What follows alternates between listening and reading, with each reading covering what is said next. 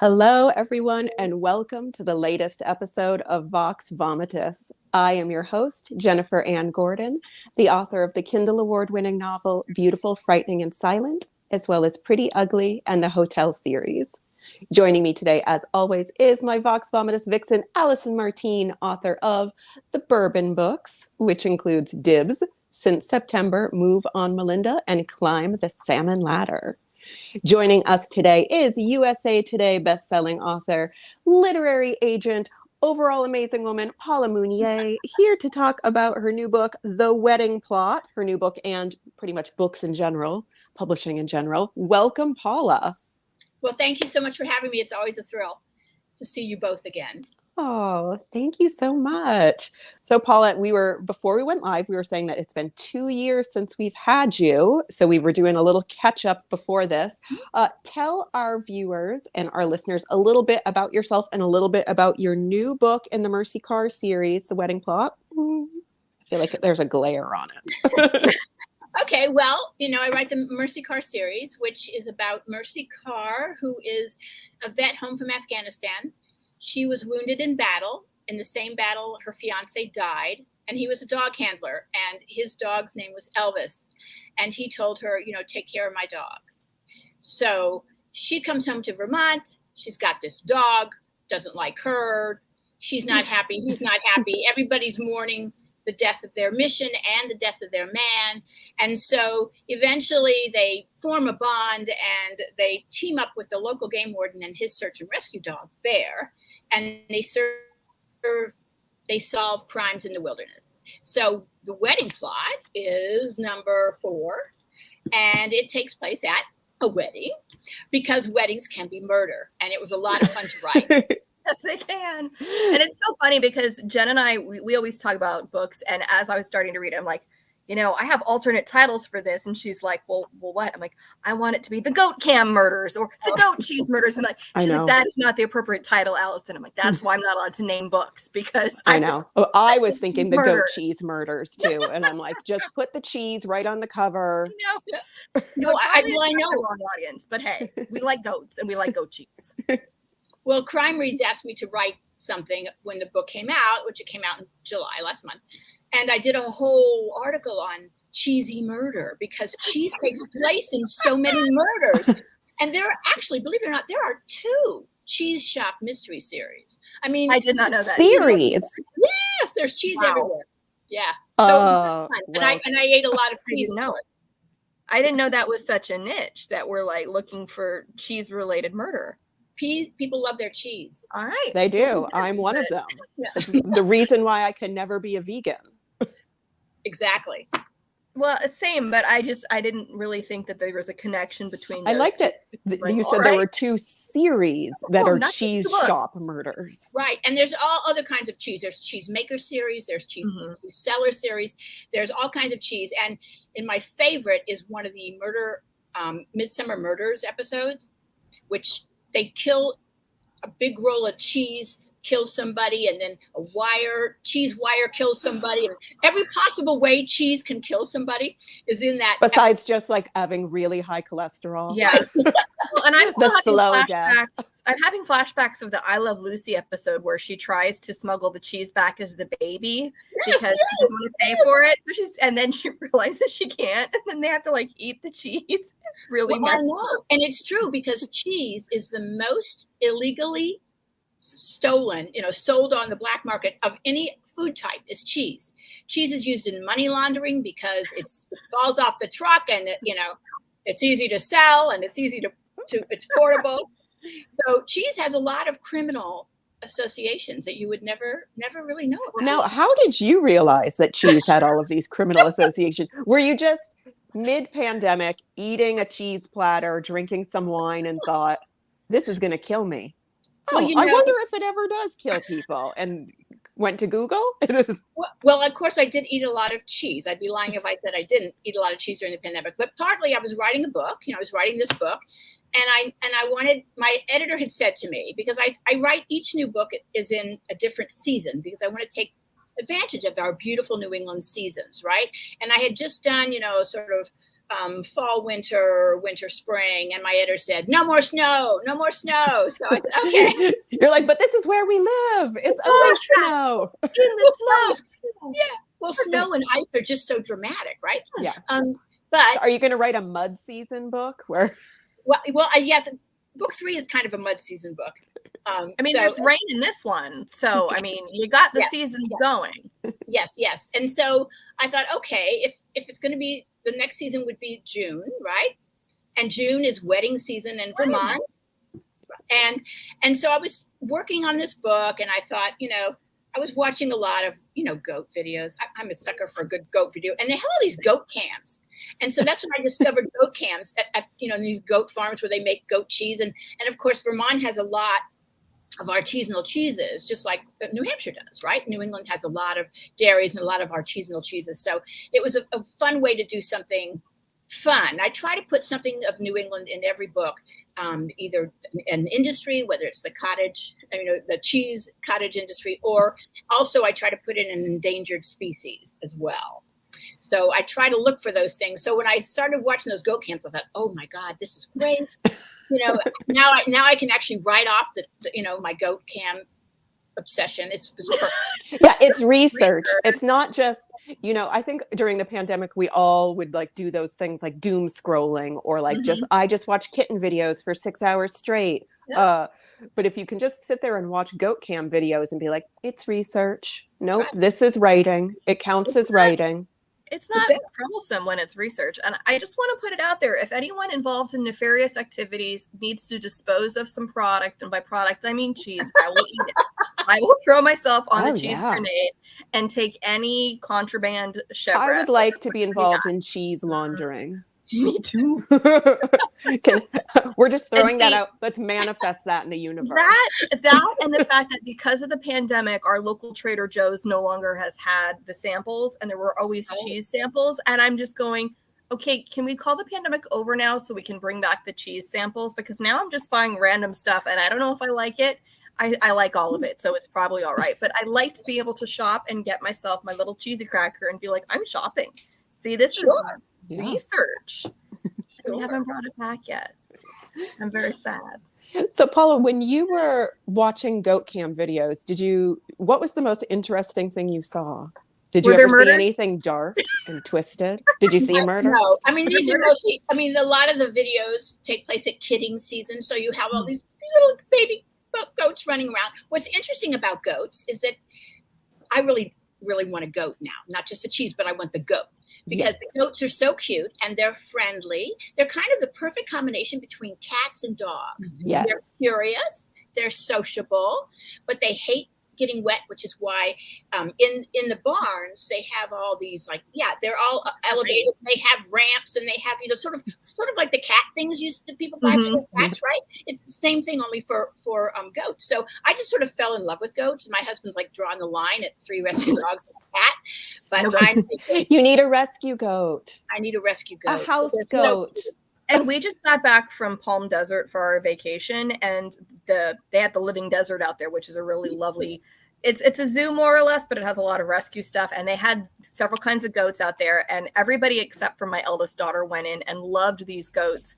And one of the goats was trying to eat through the gate because it's wood. And I didn't know goats were just like, yeah, I'm just eating that. And going, well, will we have to replace it? Eventually, because he's just chewing on that. Right. But they were so loving and so sweet. And one of the kinds of goats there apparently was usually used for meat. And I'm going, oh, no, you're clearly a pet goat. And the kind of goat I need is one that you do both shave to make sweaters and get cheese from. And I don't think there is such a goat that is this magical animal. So genetic engineers, get on that. Make me a sweater cheese goat. A sweater cheese goat while you're cheese laundering in your spare time. Yes. Yeah. Not a biologist. Yeah. So Paula, you do yoga. I know you, and I've seen your yoga pictures. And I'm always like, look at yoga. Yeah, have you done goat yoga? I haven't done goat yoga. Oh, you have to. I know, and New Hampshire is supposedly the home of goat yoga. Yes. So I haven't done it. I've done it. Is it good? It's not good yoga, but it really is good goats. Who cares? it's amazing because little baby goats, they want to be high up as Right. humanly possible. So they have no Right. problem jumping on your back anytime you're in a pose, climbing on your head. Okay, but how does that feel with their little hooves? Because it doesn't sound pleasant. Like a really powerful massage, like you are getting punched in the back with little fists. I do that all the time. His name's Rafferty. Yeah, it would feel like need that. a goat to do that. Well, I will say I do yoga with the dogs, but I have big dogs. So what they're good for is leverage, and extra weight. They're not good for, they're not, if they jump on me, I die. So I was going to say they're not good for your spine. That's not good. You don't have lap dogs. Yeah, Like I will. Tubby. Tubby is, he's a good lap dog. And he helps with yoga and stuff. Like he'll help. Yeah, he thinks he's helping. He thinks he's helping. He's not helping. So we know you did goat research. Right. Yes. There is a very swanky hotel in the wedding plot. Yes. And I know this is based based like that as research because I think I want to write a wedding book now and stay someplace fancy and get to play research. Well, I never got to go to this fancy schmancy place because of the pandemic, but I had a great time. I know, but I had a great time researching it. And of course, Vermont has a lot of great destination resorts. And so this is kind of a combination between the Woodstock Inn, like the old beautiful place in Woodstock, Vermont, and a place called Twin Farms, which is a very, very, very high-end, luxurious resort. It's remote. It's close to Woodstock, but it's kind of tucked away. And it's been rated by Forbes the most luxurious boutique hotel in the world. Can we get them to sponsor this episode, maybe? Yes. And we'll have a go there. I'm just suggesting as possible. It's like one of these, thousands and thousands of dollars a night places. It's a kind of place that doesn't have a menu because they just write down what you like and they create a menu just for you. And they have a 20,000 bottle wine cellar and they have their own mountain and their own lake and all that. It's very, very swank and they have a lot of fantastic art. So I had a great time sort of merging the two. And so Mercy's grandmother, she was getting married in a nice place there. Very nice place. Yes. That's a nice thing. Yes. Yeah. The grandmother and I just wanted to clarify, you said something earlier and my brain went to the wrong word. You mentioned Mercy is a vet. She's a veteran. There are also veterinarians in there. And I'm like, wrong kind of vet, but my brain automatically went to the kind that is a veterinarian. And there are veterinarians in this book as well. Yes. But yes. Well, Mercy was an MP in the Army. And she fought in Afghanistan. She came home. Her grandmother is a veterinarian. So yes, it can be confusing, vets and vets, but I love them both. So they're both in my books. Well, and I also cracked up because Jen was displaying how she read the book. I got it on Audible because I don't have time to look at words without children talking in my ear.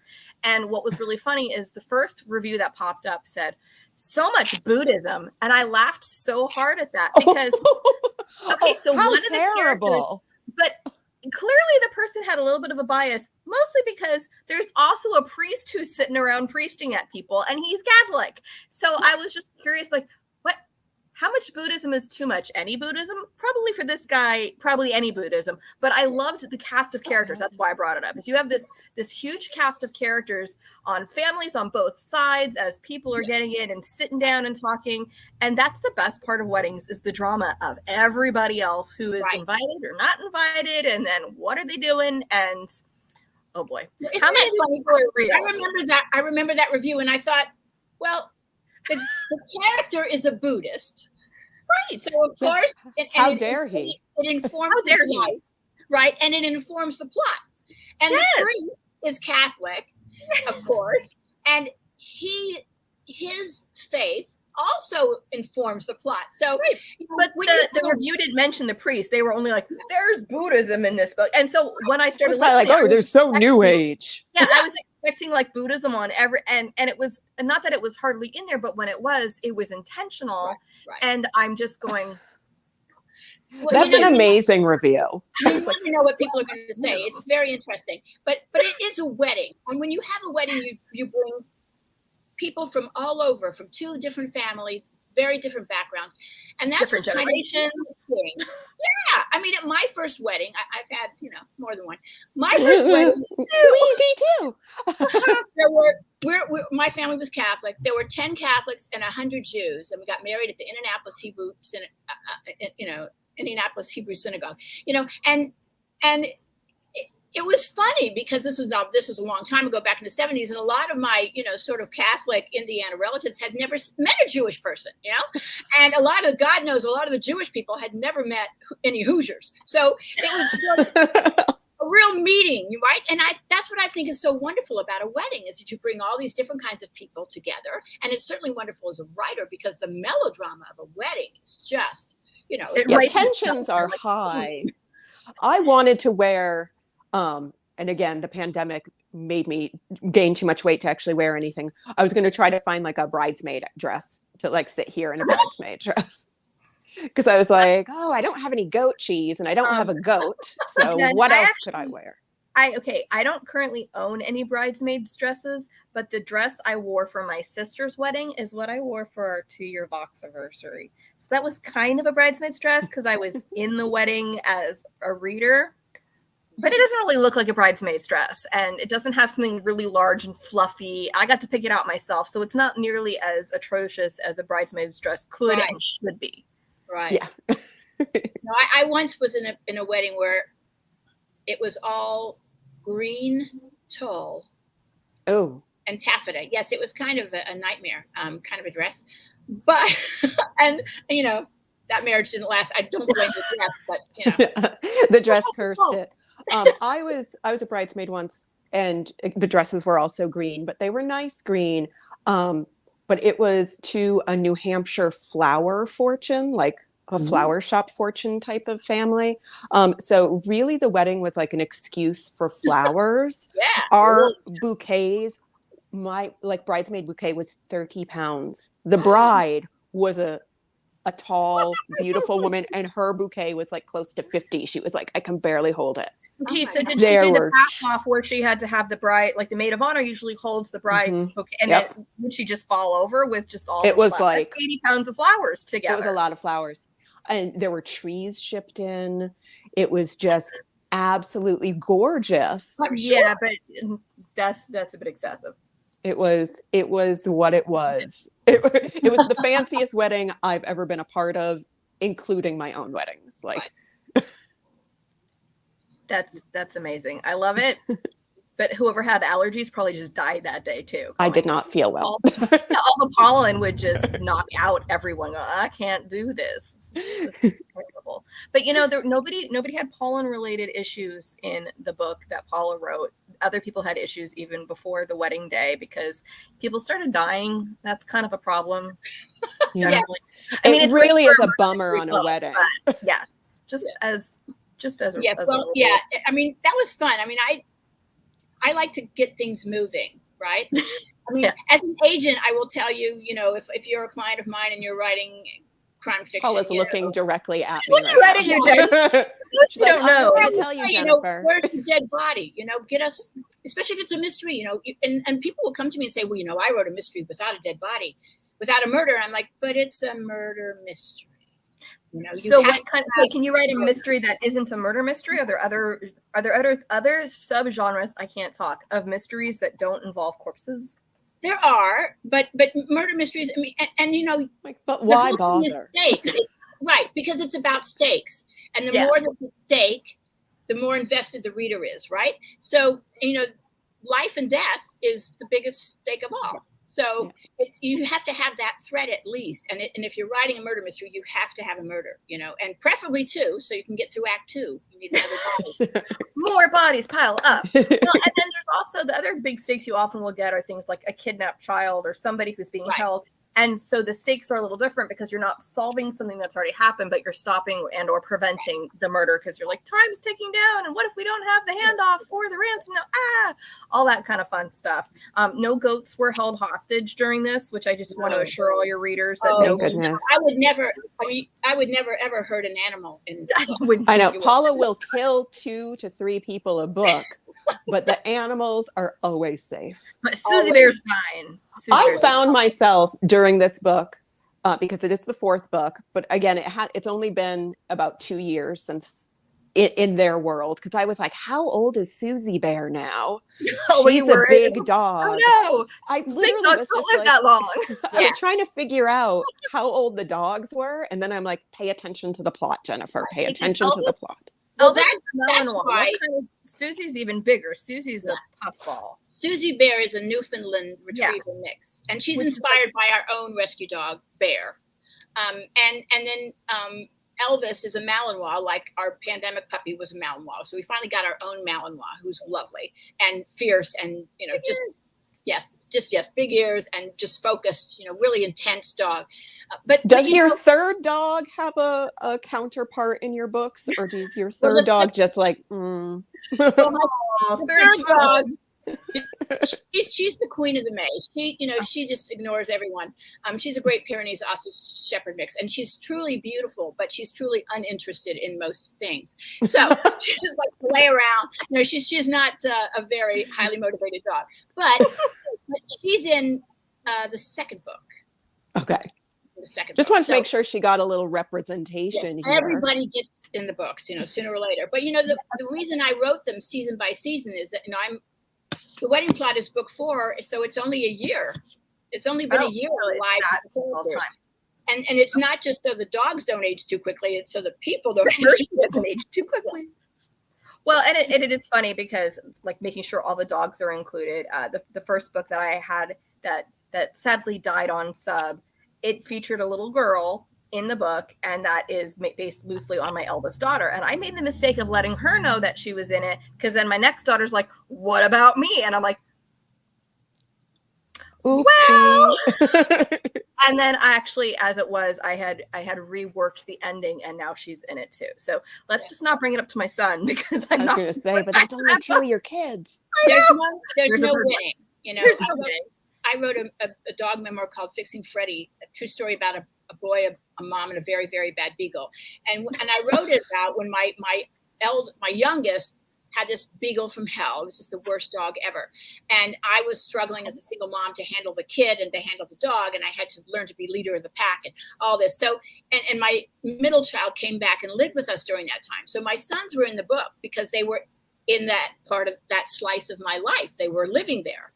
And my daughter was not in the book much because she's, off in Europe doing whatever she's living this great life. And she's like, well, I'm not hardly in the book at all, Mom. I said, well, you weren't there helping with the beagle. Right. Yeah, exactly. And so, I'm never going to get over it. I'm never, I'm always going to be in trouble for that. And then of course, my youngest son is like, why am I in the book? I said, I offered everybody the chance. If you ever write a memoir, you have to give it to everybody in your family first and say, okay, any objections, speak now. Oh. And I did. That's why you have to wait till everybody's dead. Yes. Which doesn't work if some of them are younger than you. You can't wait for them to die off. You're like, this isn't going to work. Well, it's funny because my ex-husband was kind of the villain in that book. I like that you said villain first. The villain, and my ex. And if you fast forward 10 years, we got back together again and remarried. I was going to say, was it in the book or in real life? because he supported the book, and he was very fair about the book. Because believe me, everybody on Facebook's like, "Hey, what'd you think of the book?" And he read it, and everywhere he appeared, he put a post-it note.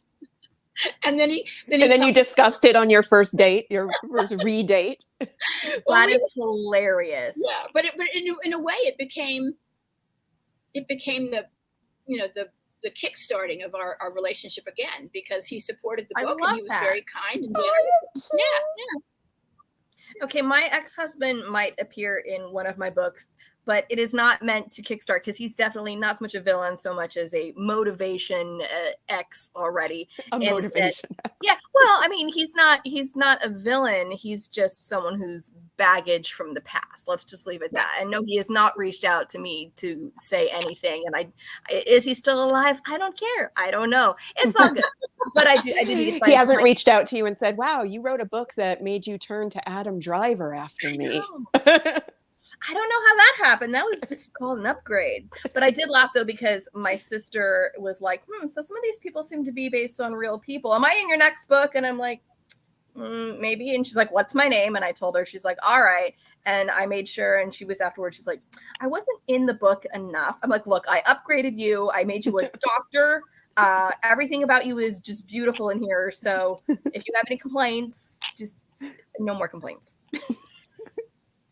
This is why it's good to write about dogs, because they can't voice their. They can't get mad at you. I mean, they can't. And honestly, most of the time, unless you're writing a memoir where you name names, most of the time in fiction, people don't recognize themselves. No, see, and I did have one where there is a woman who's like, she is a wedding coordinator, and she's like, I really like this character. I think she should be in it more. I'm like, I'm glad you like that, because she knew it was her. But again, it was just physical descriptions and things like that. And I'm going, yeah, you're not a major character, but I'm loving that you liked getting to be in the book. Good for you. Well, and that's the glory of crime fiction. Sue Grafton killed off her first husband, her ex-husband, in her first book, and you can get revenge.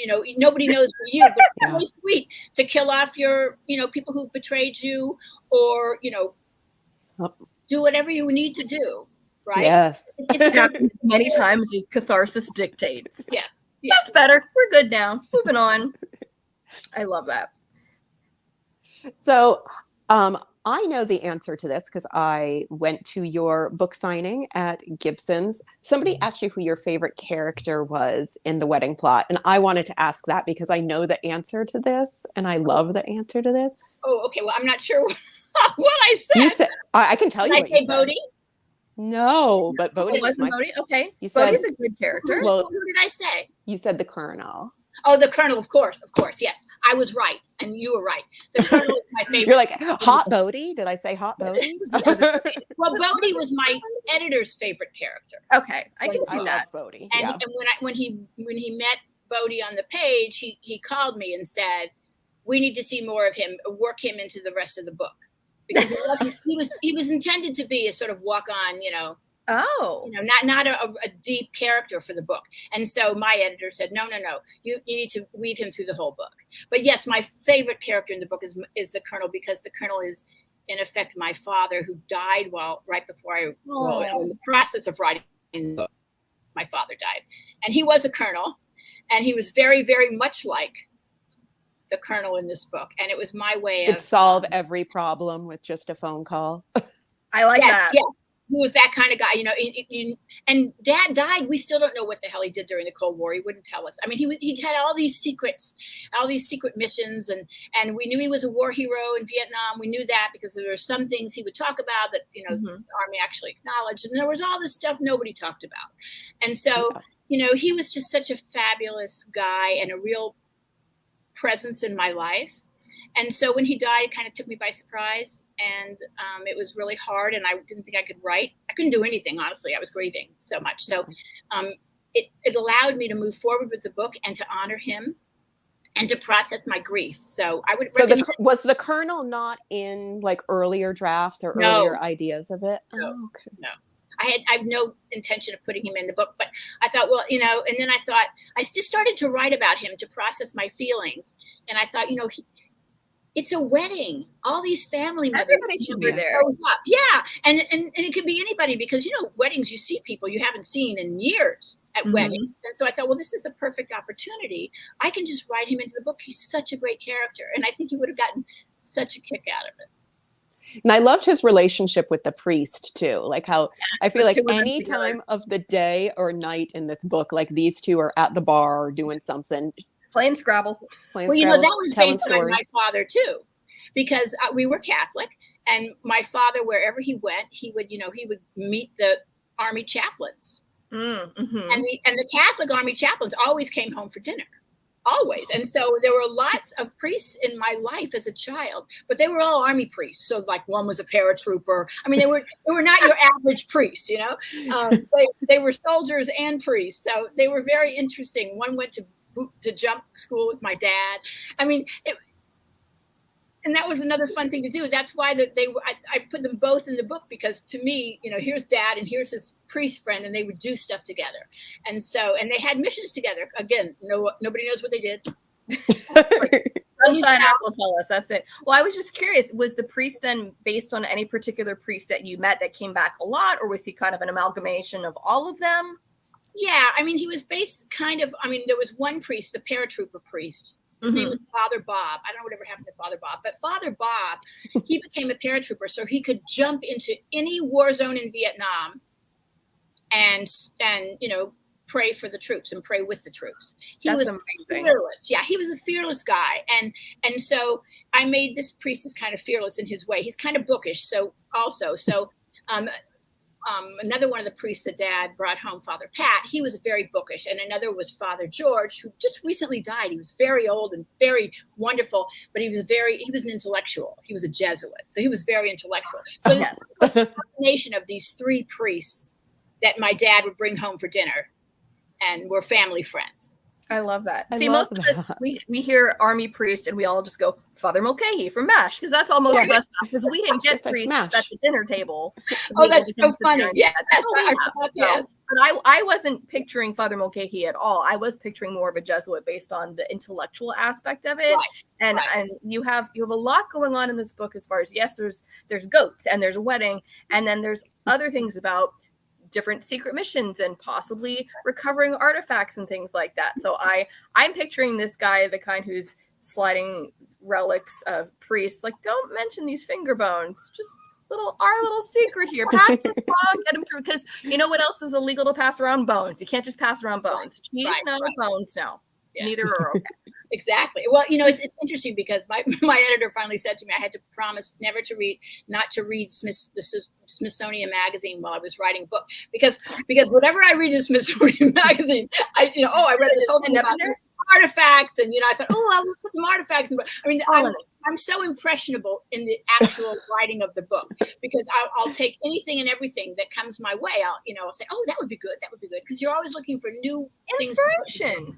Hey, no, she should be the one paying for your subscription there. That's a good thing. I say encourage that. I mean, would you rather have you reading that or People every week? Does she want you? Yeah, it could be much worse. Yeah. Why was Ben Affleck in this book? Yeah, I was going to say, I'm glad it wasn't, it's a redux of yet another Bennifer wedding. And we don't need that. I'm like looking at my Twitter, and they're telling me on one hand, all this stuff that's going on politically and the health crisis in the world with COVID coming back. And then, also, did you hear about J-Lo's wedding dress? I don't care. But a lot of people do. So yay for Smithsonian. Bring on more. Well, I read very wildly and crazily. So all kinds of stuff, like today I read something about, this whole thing about wood turtles, and then J-Lo's, green engagement. Wait, wood turtles? Yes, wood turtle. I don't know a wood turtle. I saw pictures today of a snapping turtle taken on a duck, and I didn't need to see it. I click on, the things they say, you shouldn't see these pictures, they're disturbing. That's the first thing I click on. Yeah, I click on that right animals away. Eating other animals. Why do I do this to myself? I don't know. I didn't need to see that, because then I'm like looking down, looking for pythons. I'm in Southern California. There are no pythons here, but I'm like looking under my desk, just making sure. Yeah, well, you never know about the pythons, because look at Florida has a terrible python problem. Florida has a lot of problems, Paula. It's Florida. Well, that's true. It does. Pythons are the least of Florida's problems. But I have a friend who just moved from California. He moved to Florida, and I thought, I wasn't sure why he did that. And the first picture he shows us is there's this 9-foot snake in his pool, and I'm like, okay. No. And then the next picture he shows us on Facebook is there's an alligator in his backyard. I'm like, no. This is why they need to be fenced off. Yeah, like this is go to those places. Although I did like the one, it was viral for a while, about the guy who got I don't know where he was. I'm assuming it was Florida, but he managed to trap an alligator in a trash can. He was like chasing it around with the trash can, and then got it closed. And that guy, he was fearless, but he got it taken care of. And I don't mind seeing that, because I'm like, yes, you got that. We did have a mountain lion in our neighborhood, sometime during the pandemic. There's nowhere for a mountain lion we're by the freeway. Where did the mountain lion come? It came down the 5 and took the carpool lane with other mountain lions. Are they trying to? national That's forest. why they're going to build that crossway across the highways in LA so that the mountain lions and the other animals can go back and Can forth. get to the hills. And that's good, but how did they get to Orange? I mean, I'm not near LA. That's just it. How did they get I think one they're of not the puppets, one of the animatronic puppets from Disneyland came to life and wandered into your neighborhood. Okay, but I've never seen an animal. Okay, there's a Yeti in Matterhorn, and there's fake goats. So we're back to goats on Big Thunder Mountain Railroad. It all comes full circle. It's very Buddhist. There aren't. Too much Buddhism, Jen. I know. Namaste. Someone's gonna comment. There was too much Buddhism in this episode. Too much Buddhism. They talked about yoga. They talked about. There were priests involved. I know. This episode is not okay for the lactose intolerant because we talked about cheese. I'm very sorry. At least I'm not eating the cheese. Aren't you proud of me that I'm not eating online for once? Yeah. I feel like I was expecting you to eat. Okay, the only cheese I have right now are some slices of cheddar and the little Laughing Cow wedges. I don't have any chèvre, which is kind of unusual because I usually do, but chèvre is good. It's so good. Like my kids won't eat it, and I go, "What is wrong with you?" They don't like the texture because it's not a hard cheese. Because it's not like in a plastic wrapper. But that's good. Bronwyn will eat. My middle will eat a thing of feta. She'll just eat it out of the bowl. Yeah, I don't see how it's that different. It's good for you to have tastes that your children don't share because then it's always there if you want it. Otherwise, they're like locusts. They go. My boys come home and they eat everything there is to eat. So mine too. But then they don't eat the things that I buy them to eat. And then one of mine, when I was trying to do the pre-vacation, do not look like a potato in a bathing suit thing, and I was trying to eat a little better, I had gotten some better for me brownies, and my middle just plowed through them. She's like, "They're good for me," because I'm like, "No, they were for mommy. These were not for you." Mommy needs good for me brownies. No, mommy wants to not have to just have photos from here up and everything. It doesn't work. And I want more brownies. You're gorgeous. I know. All the brownie talk. So we know you've just recently signed another 2-book contract. So the Mercy Carr series is going to continue at least until book 6. Yeah. So it means we're heading into fall for your next book. Is this going to be a back to school murder or a foliage Good massacre? idea. Okay, I'm saving that for the next time fall runs around. No, actually, it's going to be. I haven't done a Halloween murder. Oh, I was going to say the maple syrup murders. Maple syrup murders. Yeah, so I get to do. Situation. I get to do ghosts and witches and haunted houses and all the fun stuff. It's not supernatural mystery, but I can use all those elements. Which is fun. And New England has so many different weird folk tales, and every place is haunted here because it's all like old and weird, and like your house, like my house. Yeah, my house is 260 years old, and I didn't think it was haunted, but I'm beginning to have second thoughts about that. So, what does the ghost that lives with you have to say about that? He's like, I've been here this whole time. Chopped liver. Yeah, I'm probably finally noticing the ghost in the house, but no, it's fun to write about. It's a lot of fun to write about, and we have a lot of weird, we have a lot of sort of tortured history in parts of New England too, which are fun to draw upon. And of course, we have the Salem or actual torture. Well, I mean, the Salem witch trials and the whole actual torture. All right. Yeah. Believe it or not, I am related to one of the women who was accused of being witched in the Salem witch trial. I love this. Was she burned or did she get off by accusing someone else? No, she was married. I saw Goody Proctor with the devil. She was accused of being she was accused by another one of my relatives, God help us. Another one of my relatives. This explains so much. As appearing as a blue boar in her backyard.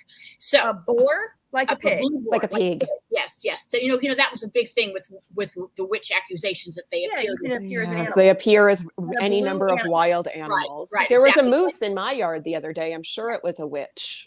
Yes, exactly. But what's interesting is that she didn't die.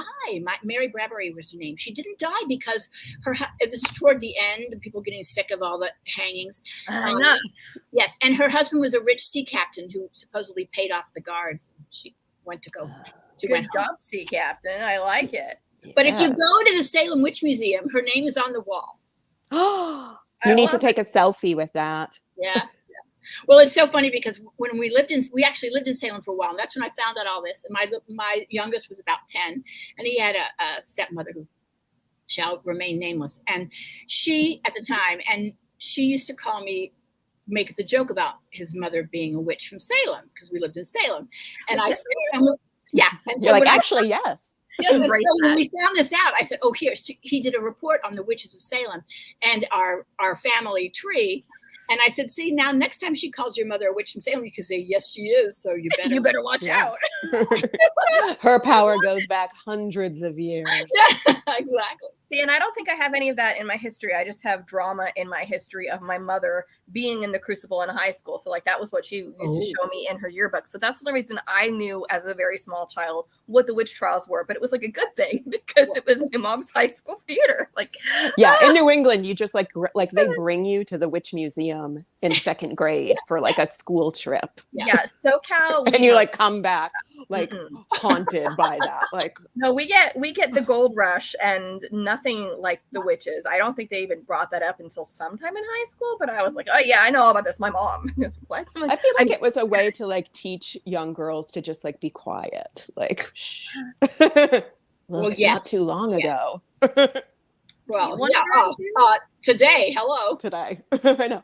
Not too long ago. Yesterday. Today on Twitter, I saw trending. Oh, well, we're back to this again. Yeah, it hasn't really changed that much. Like the fact that we're still writing feminist fiction to address things that have been going on for hundreds of years. Yeah. Gives us something to write about, I guess, because it's not getting fixed. Yeah. Well, that's like one thing I really like about your books, Paula, is that you do have this strong kick-ass female lead in Mercy. Like she's, yes, there's a bit of romance, but it doesn't define her. She's just kicking ass and taking dogs. not for man. She served in the military. She was a military policewoman. She went to war. She's a warrior at heart. I mean, and she's come home, and like a lot of veterans, she's having trouble, making that transition from military to civilian life. Yeah. And I grew up in the military. My father's in the military. So I saw that transition, and I saw a lot of people, including my father, struggle with that transition. So the early books, that's what she's doing. She's trying to find her place in the civilian world, as is Elvis, her dog, because he's a bomb sniffing dog and he needs work to do too. So that's, now that we're a little farther along in the series, she's beginning to find herself now and figure out a way to live in the civilian world and be just as happy, because I think a lot of military, they miss that sense of mission. They miss that sense of esprit de corps, and they're looking to, to find that in the civilian world, and it's not easy.